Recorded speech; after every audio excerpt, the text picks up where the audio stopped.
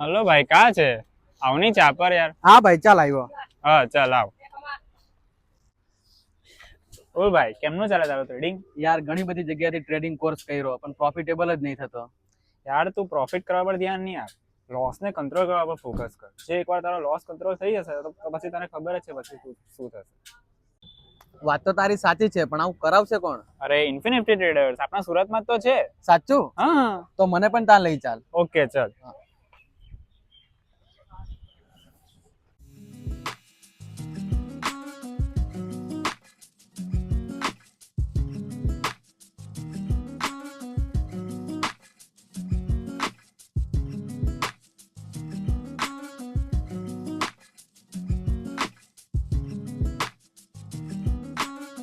બસ ટ્રેડિંગમાં સક્સેસનું secret આ જ છે.